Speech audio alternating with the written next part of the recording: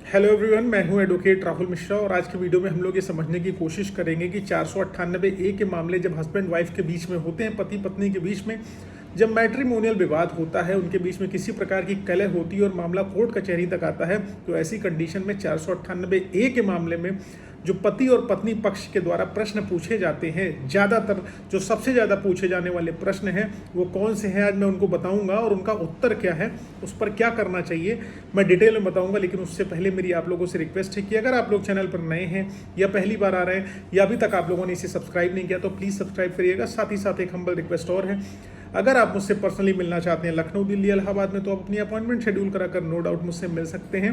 Number आपको description में मिल जाने वाला है। देखिए दोस्तों, जो सबसे पहला प्रश्न है वो पूछा जाता है, क्या शादी के 7 साल बाद भी 498 ए का मुकदमा लिखाया जा सकता है? ठीक है, तो जर्नली 498 ए के मुकदमे को लोग सोचते हैं कि दहेज प्रथा का मुकदमा है, लेकिन इस धारा में कहीं पर भी दहेज शब्द का इस्तेमाल ही नहीं किया गया है। कुछ लोग इसको दहेज प्रथा कहते हैं और बहुत सारी चीज़ें कहते हैं, तो इसमें कहीं पर भी दहेज शब्द का इस्तेमाल ही नहीं किया गया है। ठीक है, मैं आपकी जानकारी के लिए एकदम क्लियर कर दे रहा हूँ। और दूसरी चीज़ जो इस प्रश्न में ही छिपी हुई है कि 7 साल बाद क्या शादी के जो है 498 ए लिखाया जा सकता है, तो एकदम क्लियर बता दूँ, 498 ए का मुकदमा लिखाने के लिए किसी प्रकार की समय सीमा नहीं बताई गई है। लिमिटेशन एक्ट 1963 में जो 468 है लिमिटेशन एक्ट का, वो कहीं पर भी नहीं बताता है कि जो है किसी प्रकार की लिमिटेशन है इस चीज़ में कि जो है 498 ए लिखाया जाए। कारण क्या है उसके पीछे रीज़न ये है क्योंकि 498 में दहेज शब्द नहीं है, और दूसरी चीज़ ये डील करता है मेंटल फिजिकल क्रूएलिटी से, यानी मानसिक शारीरिक प्रताड़ना से डील करता है, ना कि दहेज से डील करता है। हालांकि सुप्रीम कोर्ट के बहुत सारे जजमेंट हैं, उसमें बोला गया है कि डिले के रीज़न को आपको एक्सप्लेन करना पड़ेगा कि इतनी समय अवधि बाद आप एफआईआर क्यों लिखा रही, क्यों कर रही, ये सारी चीज़ें हैं। लेकिन जहाँ पर बात करूँ प्रताड़ना की, जो प्रताड़ना आपने दिखाई है, जो अपनी एफआईआर में आपने दिखाया कि मैं बड़ा प्रताड़ित करी गई थी या प्रताड़ित किया गया है, तो जो भी लास्ट एलेज इंसिडेंट है वो 3 साल से अधिक का नहीं होना चाहिए। ये लिमिटेशन एक्ट में बताया गया कि जिस दिन का घटनाक्रम दिखा रही हूँ वो 3 साल से ज़्यादा की समय अवधि का नहीं हो। अगर वो कॉन्टिन्यूस चलता चला रहा है तो कोई दिक्कत नहीं, लेकिन 3 साल से ज़्यादा की समय अवधि का है तो आपको रीज़न एक्सप्लेन करने पड़ेंगे।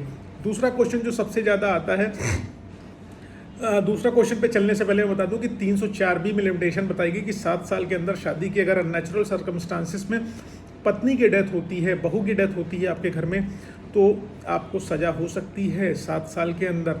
उसके लिए एक्सप्लेनेशन आपको करना पड़ेगा। ठीक है, दूसरा क्वेश्चन सबसे महत्वपूर्ण जो आता है कि क्या 498 ए के मामले में हमको पुलिस अरेस्ट कर सकती है कि नहीं?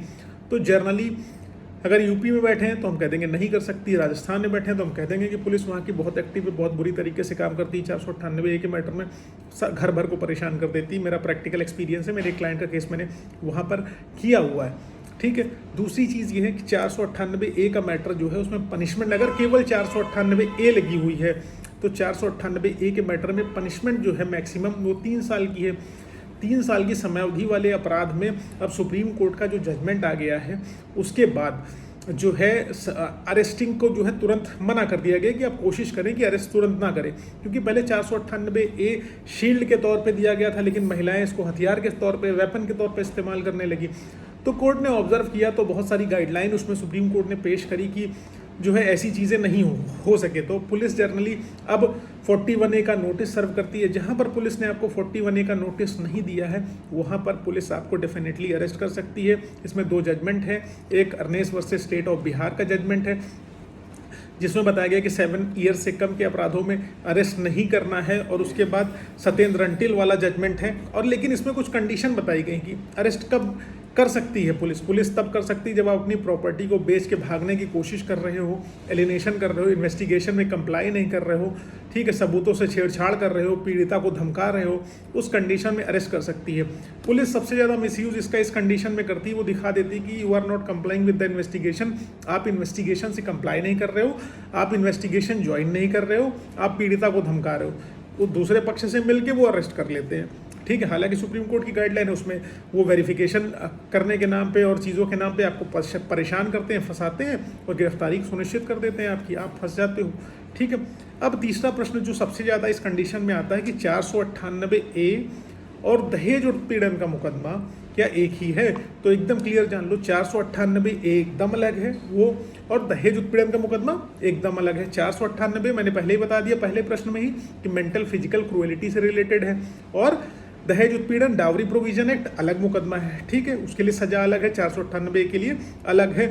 हालांकि इसमें क्रुएलिटी की बात 498 में करी गई। क्रुएलिटी किस तरीके की होती है? रंग को लेके कि आप काले हो, गोरे हो, नाटे हो, छोटे हो, चाल चलन को लेके, दहेज को लेके, किसी भी प्रकार की क्रुएलिटी आपके साथ करी जा सकती है। उस कंडीशन में आप 498 आते हो, और जहाँ पैसों की मांग है, दहेज की मांग है, वहाँ पर 3/4 या जो भी लग रहा हो आपके ऊपर DP एक्ट में यानी डाउरी प्रोविजन एक्ट में आप आते हो।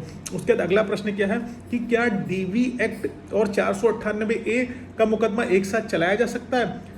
तो देखिए बिल्कुल चलाया जा सकता है। जनरली लोग लिखाते भी हैं, डोमेस्टिक वायलेंस का मुकदमा और 498 का मुकदमा एक साथ लिखाते हैं, और महिलाओं को इससे लाभ भी मिलता है, क्योंकि 498A में भी उनके पास रेमेडी, और डोमेस्टिक वायलेंस एक्ट का मुकदमा जब वो लिखाती हैं तो उनको बहुत सारी रेमेडीज मिल जाती हैं, जैसे कि उनको रेजिडेंशियल राइट मिल जाता है, चाइल्ड कस्टडी मिल जाता है, मेंटेनेंस मिल जाता है, और बहुत सारे राइट हैं जो उनको मिल जाता है, ठीक है। उसके बाद जो अगला महत्वपूर्ण प्रश्न इसमें आता है कि 498A की हर तारीख पर क्या एक्यूज्ड का जाना जरूरी है?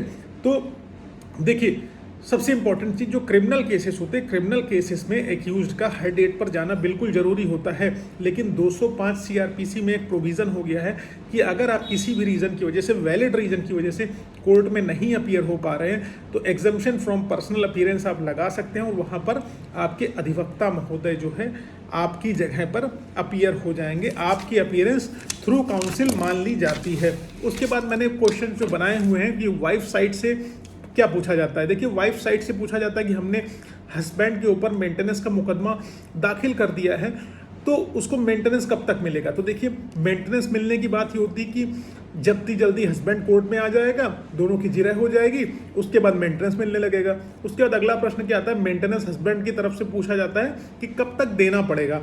तो हस्बैंड जब इंटरिम मेंटेनेंस अलाउ हो जाएगा, और एंड तक देना पड़ेगा जब तक वो महिला दूसरी शादी नहीं कर लेती है, ठीक है, कन्वर्जन नहीं कर लेती है, विदेश नहीं चली जाती है आपकी बिना, ठीक है, मतलब दूसरी शादी कर ले, कन्वर्जन कर ले, ठीक है, कन्वर्जन का मतलब रिलीजन बदल ले, इस तरीके की चीज़ें, तब तक आपको मेंटेनेंस देना पड़ेगा, ठीक है। अब अगला प्रश्न एक और महिलाएं पूछती हैं कि भैया मेंटेनेंस जो हमको देना होगा कब से मिलेगा, कब से मिलेगा? क्या हमको जब से पति ने छोड़ा है तब से मेंटेनेंस मिलेगा? तो यहाँ पर बिल्कुल मैं आपको बता दूं, नहीं, उस दिन से नहीं मिलेगा। जिस दिन से आपने के पक्ष में ऑर्डर हुआ है उस दिन की डेट से आपको मेंटेनेंस मिलेगा। उसके बाद अब हस्बैंड से जो है वाइफ पूछती हैं कि अगर हस्बैंड ने जो है गुजारा भत्ता नहीं दिया, मेंटेनेंस नहीं दिया, तो क्या होगा?